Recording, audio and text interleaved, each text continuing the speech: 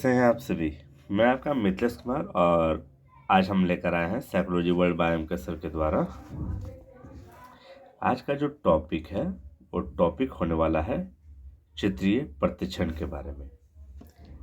इसको चित्र प्रतिच्छन भी कह सकते हैं। चित्रीय दैट मीन्स पिक्टोरियल परसेप्शन। चित्रीय दैट मीन्स पिक्टोरियल परसेप्शन, जिसके बारे में आज हम लोग स्टडी करेंगे। तो इसको एक एक करके हम समझेंगे कि ये क्या होता है चित्रीय प्रतिच्छन। ठीक है, चलिए बढ़ते हैं हम लोग। जो मतलब ये जो चित्रीय सामग्री है उसका उपयोग कैसे होता है उसके बारे में हम लोग देखेंगे। दैट मीन्स पिक्टोरियल मटेरियल्स का उपयोग, यानी चित्रीय सामग्री का उपयोग के बारे में हम लोग ध्यान देंगे। चित्रीय सामग्री द्वारा सामान्य जनता, विशेषकर ग्रामीण क्षेत्र के कम पढ़े लिखे जनता, चित्रीय सामग्री के द्वारा क्या होता है, जो गांव के जो लोग होते हैं, जो विलेज के लोग होते हैं, जो कम पढ़े लिखे होते हैं, अभी भी गांव में जो है पढ़े लिखे की संख्या कम है, पहले के मुकाबले अभी अधिक है, लेकिन फिलहाल फिर भी कम है शहरी क्षेत्र के मुकाबले। ठीक है, तो वो क्या करते हैं, चित्र के माध्यम से सूचनाओं को पहचान लेते हैं, उनको मतलब उनके पास तक सूचना पहुंच पाता है। तो किसके माध्यम से, तो चित्रीय सामग्री, यानी चित्र को देखकर ही, अगर वो नहीं पढ़े लिखे हैं, पढ़ लिख नहीं पाते हैं, तो चित्र को देखकर कम से कम वो समझ जाते हैं। ठीक है, चित्रों के माध्यम से सूचना उनको तक पहुंचना आसान हो जाता है। ठीक है,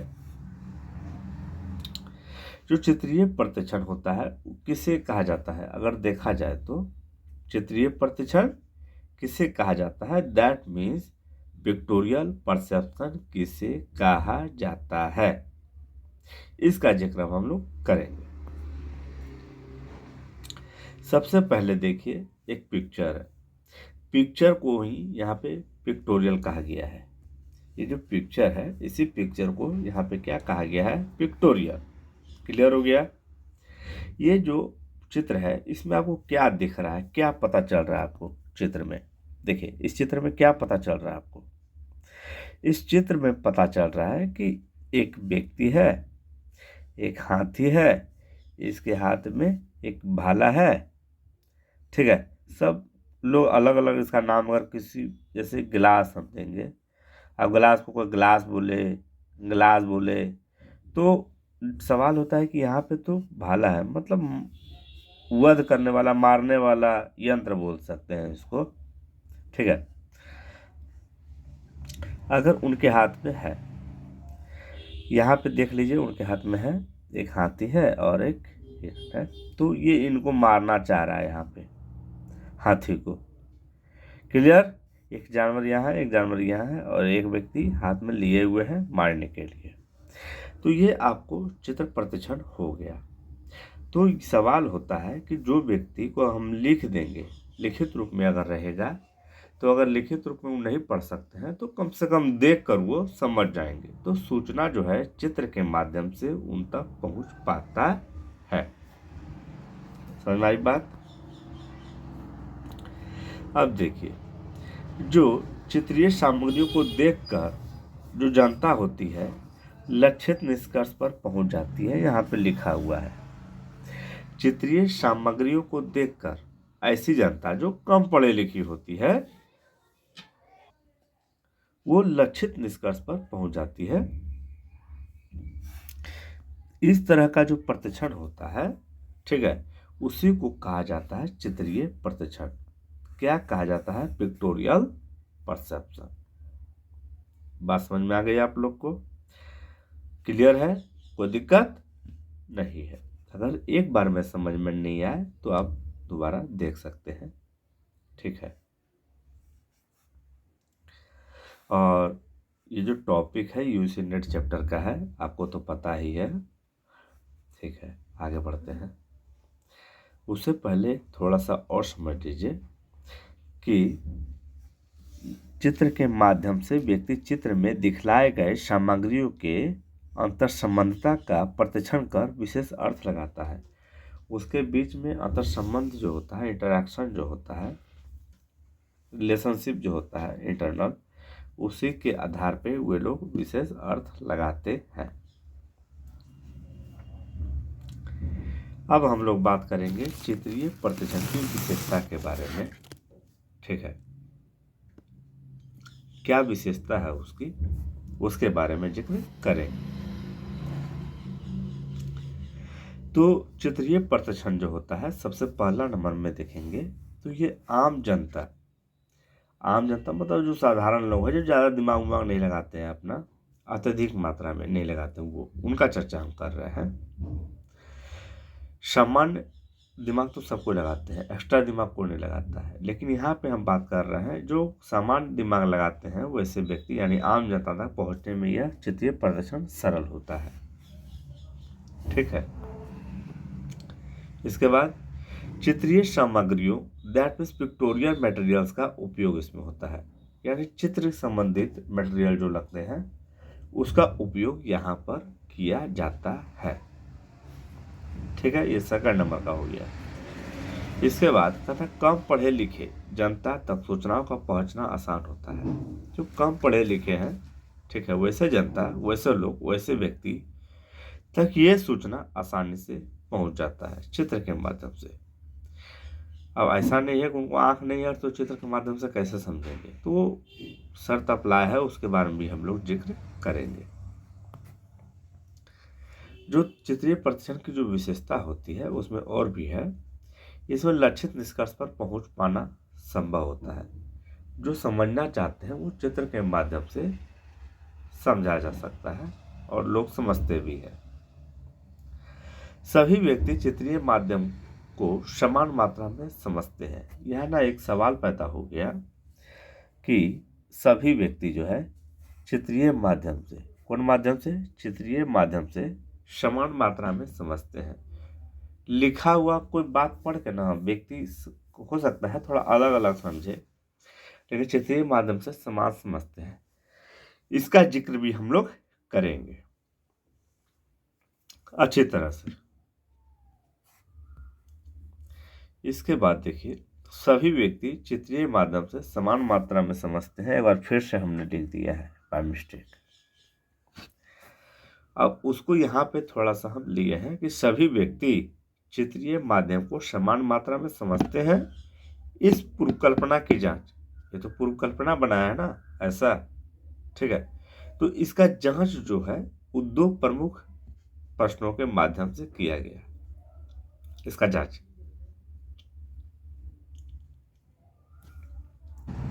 मनोविज्ञान में ऐसे ही करके कोई थोड़ी निकल जाएगा, उनको जवाब देना पड़ता है। तो जब उन्होंने कहा कि सभी व्यक्ति चित्रीय माध्यम से जो समझते हैं वो एक ही जैसा समझते हैं, सबको एक ही समझ में आता है, अलग अलग समझ में नहीं आता है, लेकिन ऐसा संभव है क्या? सब व्यक्ति का अपना अपना दिमाग होता है, जो वो समझना चाहते हैं वही उनको प्रदर्शित होता है, वही उनको दिखता है। ठीक है, तो यहाँ पर हम लोग देखेंगे कि वो दो क्या है। इस पूर्वकल्पना की जांच करने के लिए उन्होंने दो माध्यम से उपयोग किया, तो कौन कौन सा है? तो सबसे पहले देखेंगे एक नंबर में, चित्रीय सामग्री को व्याख्या करने में सभी लोग एक समान सक्षम हो। अगर सभी लोग एक चित्र को देखकर, एक फिगर को देखकर सभी लोग अगर एक जैसा प्रदर्शन कर रहे हैं, अभी लीजिए एग्जाम्पल में,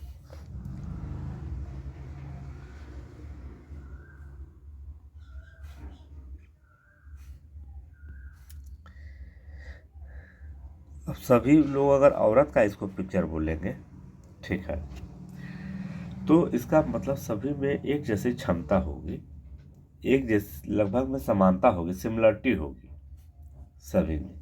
इसीलिए अगर सभी मतलब समान अगर वो क्या कर रहे हैं, समझ रहे हैं, तो उसमें क्या होगी, क्षमता समान होगी, सक्षम समान होंगे।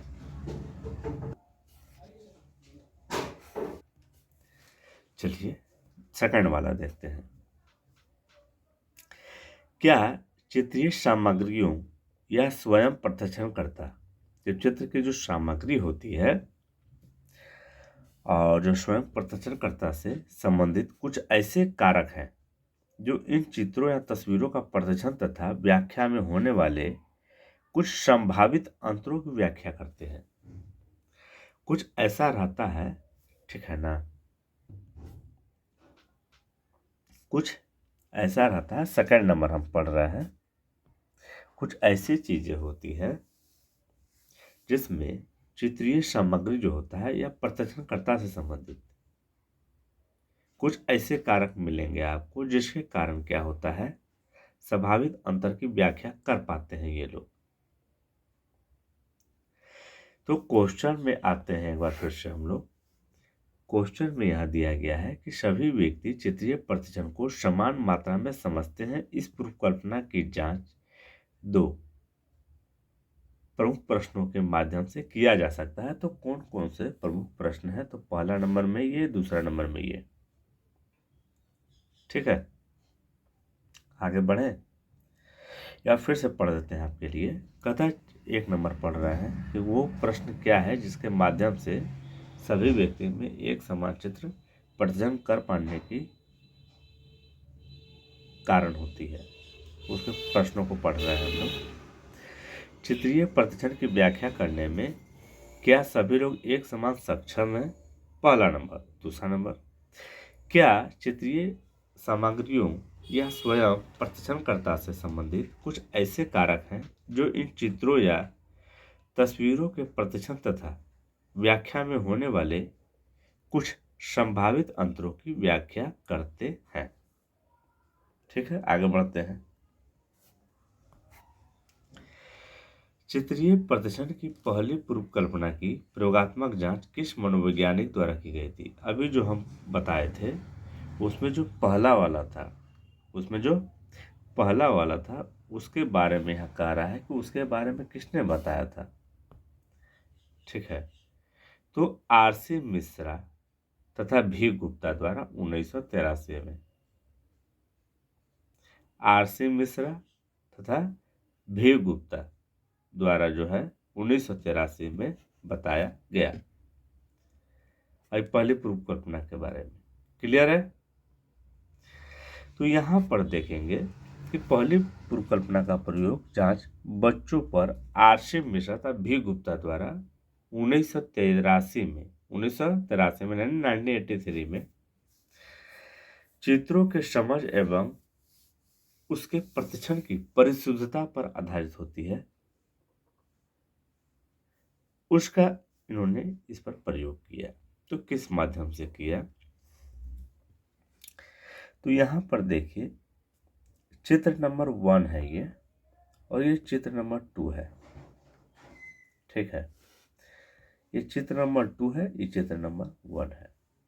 ये देखिए सरकारी स्कूल है, सरकारी, ठीक है, और ये प्राइवेट स्कूल है। ये प्राइवेट स्कूल के बच्चे हैं, ये सरकारी स्कूल के बच्चे हैं। इन स्कूलों में आप क्या देखेंगे,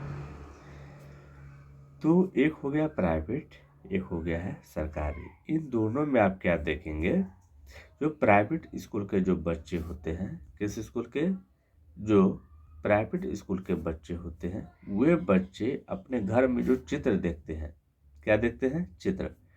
और जो सरकारी स्कूल के बच्चे होते हैं जो अपने घर में चित्र नहीं देखते हैं, तो इनके घर में वो चित्र जो है अगर देखा हुआ है तो वे क्या करते हैं, चित्र को देख पाते हैं, समझ पाते हैं अच्छी तरह से। लेकिन जिन्होंने जो चित्र को देखा हुआ नहीं है, ये वो नहीं समझ पाते हैं, ना ही उसको बढ़िया से विश्लेषण कर पाते हैं, एनालाइज नहीं कर पाते हैं।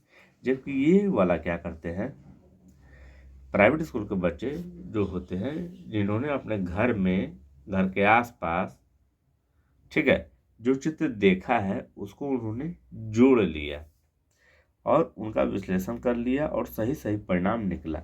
यानी इससे बेटर परिणाम, यानी 2 का परिणाम जो होता है 1 से खराब होता है, यानी 1 का परिणाम बेटर होता है 2 से। अब थोड़ा सा देख लीजिए, इसमें जो है 9 से 11 साल के लड़के एवं लड़कियां को लिया जाता है। यानी आरसी मिश्रा। कौन? आरसी मिश्रा और भी गुप्ता दोनों ने ही, आरसी मिश्रा और भी गुप्ता दोनों ने ही 9 से 11 साल के लड़के लड़कियों को लेकर और ये प्रयोग किया।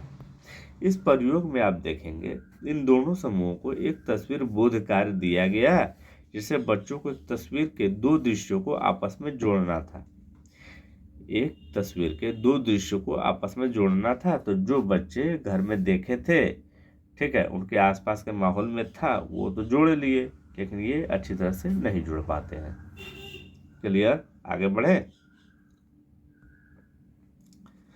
कहता है कि जो परिकल्पना होती है, दूसरी परिकल्पना के बारे में जो बताया गया कि दूसरी पूर्व कल्पना का प्रयोगात्मक जांच, यहाँ पढ़ रहा हूं। दूसरी पूर्व कल्पना की प्रयोगात्मक जांच वयस्कों पर आरसी मिश्रा द्वारा यानी 1988 में वयस्क पर किया गया है। किस पर? वयस्क पर। ठीक है, यहाँ पर ध्यान देंगे,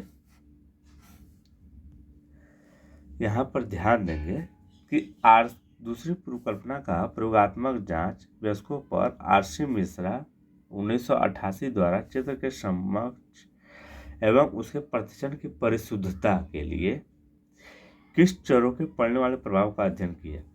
यानी आरसी मिश्रा ने 1988 में वयस्कों की जांच के लिए किस चर पर, मतलब उसका जो प्रतिक्षण समझ पर, जो चित्र के समझ एवं प्रतिक्षण की परिशुद्धता के लिए किस चरों के पड़ने वाले प्रभाव, यानी कौन सा चर के प्रभाव पड़ने के कारण जो होता है उसका अध्ययन किया।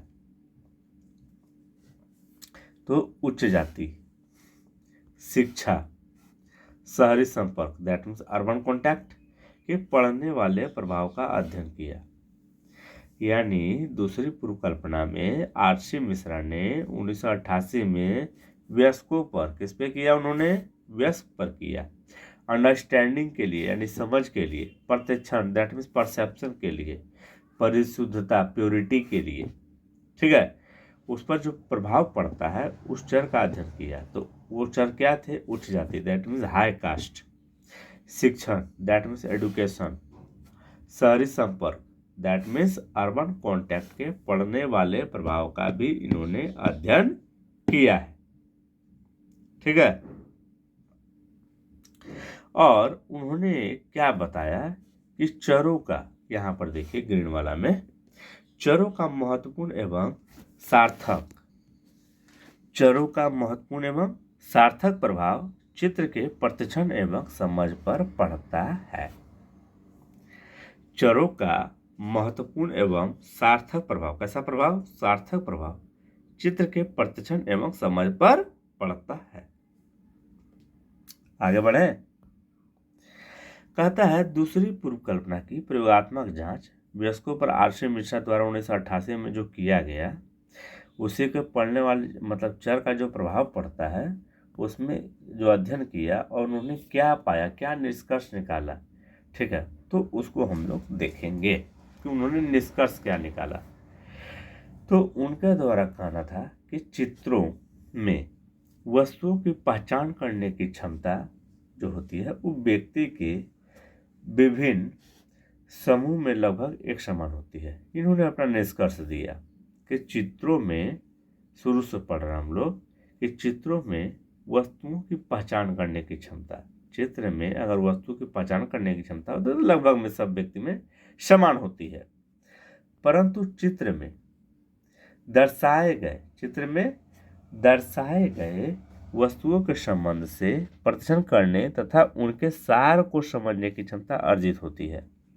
परंतु क्या होता है, परंतु चित्र में दर्शाए गए जो वस्तु होती है, जो संबंध होता है, ठीक है ना, तो वो अर्जित होता है, वो पहले से उसको प्राप्त है, इसीलिए उसका प्रतिक्षण कर पाता है।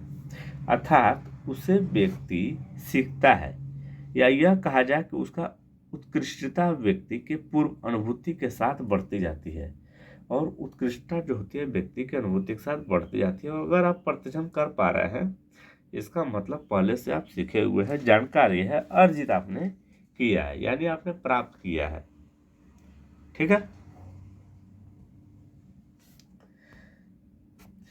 अब यहाँ फिर से देखिए, एस शुक्ला 1993 में क्या कहा। पहली पूर्व कल्पना की प्रयोगात्मक जांच द्वारा कौन एस शुक्ला के बारे में कह रहा है कि उन्होंने क्या कहा। वही बच्चों पर चित्र के समझ एवं उसके प्रदर्शन की परिशुद्धता के लिए, बच्चों पर चित्रों के समझ एवं उसके प्रदर्शन की परिशुद्धता के लिए चित्रीय प्रदर्शन पर विकासात्मक कारकों दैट मीन्स डेवलपमेंटल फैक्टर्स का भी प्रभाव पड़ता है, ए शुक्ला ने बताया। ए शुक्ला ने 1993 में क्या कहा।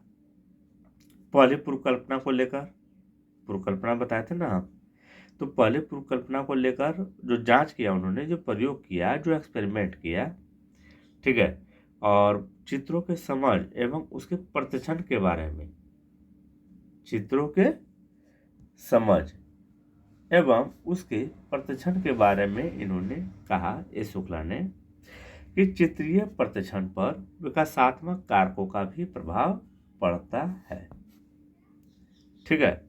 और उन्होंने क्या किया था, यानी इन्होंने, ए शुक्ला ने 3 आयु सीमा, मतलब 3 आयु समूह अर्थात 4 से लेकर 6 साल, 7 से लेकर 9 साल और 10 से लेकर 12 साल के बच्चों की अनुक्रियाओं को 5 चित्रीय कार्यों या परीक्षणों पर विश्लेषण किया। इन्होंने क्या किया, इन्होंने 3 समूह बनाया, 4 से लेकर 6, 6 साल का बच्चा, 7 से लेकर 9 साल का बच्चा और 10 से लेकर 12 साल के बच्चों की अनुक्रिया को देखा, उसका रिस्पॉन्स को देखा उसका, और उसका विश्लेषण किया, ठीक है। और ये इन्होंने, ए शुक्ला ने बताया, ठीक है। ए शुक्ला के बच्चों की अनुक्रियाओं की 5 चित्रीय कार्यों, कितना, 5 चित्रीय कार्यों या परीक्षण पर जो विश्लेषण किया है बच्चों पर, जो उन्होंने किया 1993 में, तो उसका नाम होगा ना जी, क्या नाम है। तो ए शुक्ला, क्वेश्चन है यहाँ पे कि ए शुक्ला ने बच्चों के अनुक्रियाओं को 5 चित्रीय कार्यों का जो परीक्षण किया, उनके नाम क्या है, उनका जो विश्लेषण किया उसका नाम क्या है। तो हम लोग नाम पढ़ेंगे। तो पहला नंबर में आता है पिक्टोरियल इंटरप्रिटेशन परीक्षण, ठीक है। पिक्टोरियल किसके माध्यम से, चित्र के माध्यम से, यानी पिक्टोरियल इंटरप्रेशन, यानी पिक्चर के माध्यम से इंटरप्रेशन टेस्ट, ठीक है। आगे बढ़े नेक्स्ट वाला में। इसके बाद कहता है सीक्वेंस। सीक्वेंस आप लोग समझ रहे होंगे। तो लाइन बाय लाइन जो परसेप्शन होता है, लाइन बाय लाइन जो परसेप्शन होता है, प्रदर्शन होता है, सीक्वेंस के आधार पर जो परसेप्शन होता है, उसका टेस्ट इन्होंने किया। थर्ड नंबर में पिक्चर इंटीग्रेशन, इंटीग्रेशन के आधार पर भी इन्होंने किया। किसके आधार पे, इंटीग्रेशन। देखिए यहाँ पे ना शॉर्ट फॉर्म भी लिखा है PINT, तो ये भी अगर आप दिमाग में रखना चाहे तो रख सकते हैं, आपके लिए फायदेमंद होगा। पिक्चर इंटीग्रेशन परीक्षण, तो पहला वाला था पिक्टोरियल इंटरप्रिटेशन परीक्षण, सेकंड में था सीक्वेंस परसेप्शन परीक्षण, थर्ड नंबर में क्या है, थर्ड नंबर में है पिक्चर इंटीग्रेशन परीक्षण। अब हम लोग बात करेंगे 4 नंबर का। तब 4 नंबर में है पिक्चर रिकॉग्निशन परीक्षण, पिक्चर रिकॉग्निशन यानी संज्ञान के बारे में है, ठीक है। और अंतिम है लास्ट। लास्ट क्या है, तो अंतिम आ जाता है, यहाँ देखिए, पिक्चर इन्फ्रेंस टेस्ट, यानी पांचों का पांचों आपके सामने आ चुका है, ठीक है। तो पहला है पिक्टोरियल इंटरप्रिटेशन परीक्षण, इसके बाद है सीक्वेंस, इसके बाद है इंटीग्रेशन, इसके बाद रिकॉग्निशन और अंतिम है इन्फ्रेंस। स्क्रीनशॉट मारना चाहे तो आप लोग मार सकते हैं। यूसी नेट के लिए हमारा चैनल बना हुआ है, ठीक है, यूसी नेट साइकोलॉजी के लिए, सब्जेक्ट साइकोलॉजी। अगर आपका जो सब्जेक्ट है साइकोलॉजी, चाहे आप कुछ भी कर रहे हो, MA BA PhD कुछ भी कर रहे हो, तो अगर आपका चैप्टर जो है यूजी नेट के सिलेबस के अनुरूप कुछ मिल रहा है कुछ चैप्टर, तो आप मेरा चैनल को लाइक सब्सक्राइब कर सकते हैं। आपको समझिए कि नोटिफिकेशन मिलते रहेगा, ठीक है। और नया नया चैप्टर हम डालते रहते हैं। अब यहाँ पे देखिए बात करेंगे, चित्र में दर्शाए गए वस्तुओं की अति परिचय या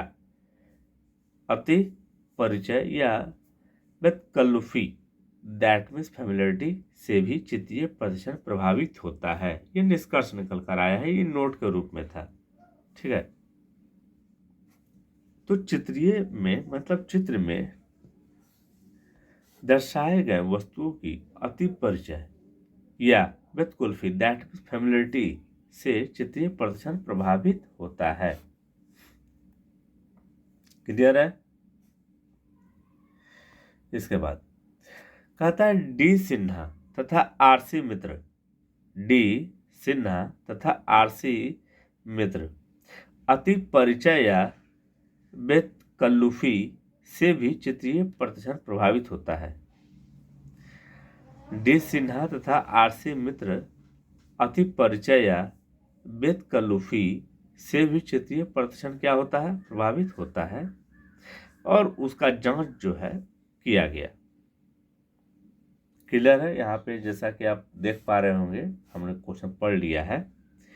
तो इस अध्ययन में संकेत को इस अध्ययन में संकेत को दैट मीन सिंबल्स को उद्दीपक के रूप में उपयोग किया गया है। यानी ये जो डी सिन्हा थे, ठीक है, हमको लगता है वहाँ डी सिन्हा की जगह डॉक्टर सिन्हा हो सकता है। तो डी सिन्हा तथा आरसी मित्र वहाँ डी ही है। तो डी सिन्हा और आरसी मित्र द्वारा 1982 में, कब, 1982 में, 1982 में अति परिचय दैट मीन फैमिलियरिटी से भी चित्रीय प्रदर्शन प्रभावित होता है। कि जांच कैसे हुआ, तो संकेत को ना, किसको, संकेत को उद्दीपक के रूप में इसमें प्रयोग किया गया। संकेत को यानी सिंबल्स को। अब जो संकेत के 3 ऐसे गुण होते हैं जिनके कारण वे साधारण चित्र से भिन्न होते हैं। संकेत का 3 ऐसा गुण होता है, कितना, 3, जिसके कारण वो साधारण से भिन्न होते हैं। तो उसको हम लोग देखेंगे, ठीक है।